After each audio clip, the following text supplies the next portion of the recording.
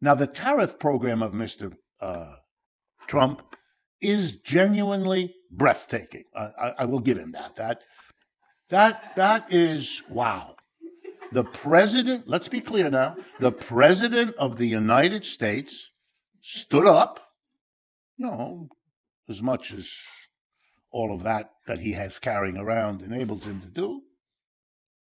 And he said to the whole world, feeling his muscles, or whatever there is there. He said, I'm going to hurt you all, every last one of you. Here's the deal. When you produce something, whatever it is, a wine in France or Italy, electronic machinery in Japan or China, or iron ore from Latin America, whatever you send here, we're going to require the American company that brings it in to pay Uncle Sam a tax on the imported things that come in. Please understand, tariff is just a tax. It's the name of a tax. It's not something other than a tax. It's the name of a tax. And who pays the tax? The American company or individual that brings the stuff in. Foreigners don't pay tariffs. We do. And who do we pay them to? The United States government. Aha! Now it should begin to dawn on you.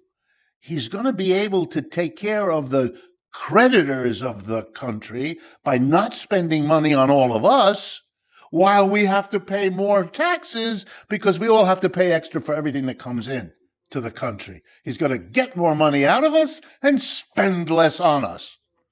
That's the economic equivalent of hitting you over the head with a frying pan. It's not a good way to deal with a headache,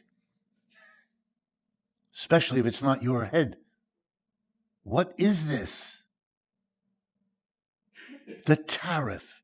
He's going to tax all of us. Why? Well, let's begin. Do we bring a lot of stuff into the country? Americans seem not to understand. If we had a lot more time, I'd ask you to raise your hand. Did you have a cup of coffee this morning or at any time today? Coffee is an import. We don't grow that here. I mean, Hawaii a little bit. Did you put sugar in the coffee? We don't have that here either. The paper cup, not made here either. You understand? Your underpants are not made here. We long ago lost our manufacturing.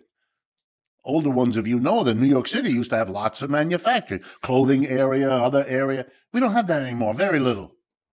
All of that left. It went somewhere else.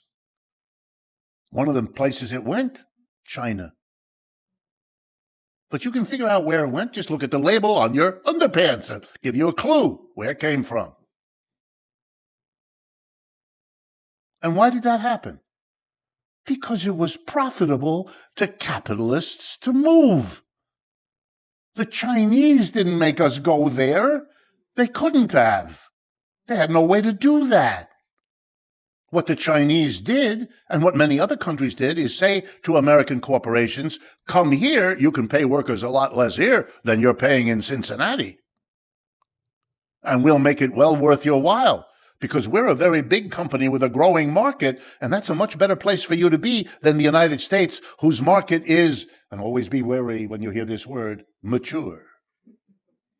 It means it isn't growing very fast. In every business school in America, and I've taught at them, you teach young people who want to go into business, you want to be successful, go where the wages are low and the market is growing. That's the way you do it. And that place is called China, or many other countries. So American corporations, to make more money, did that. That isn't the bad government that did that. The government in this country didn't do anything. It got out of the way. We call that neoliberal globalization. Sounds better. They just got out of the way, and American corporations went to where the profits are, because that's the way capitalism works. The Chinese made a demand. They said, okay, you can come here. You can hire our workers. You can make a ton of money by low wages that our workers accept. And you can sell your product all over China, which is one of the great growing markets in the world right now. Just a little footnote. General Motors sells more cars in China than it does in the United States.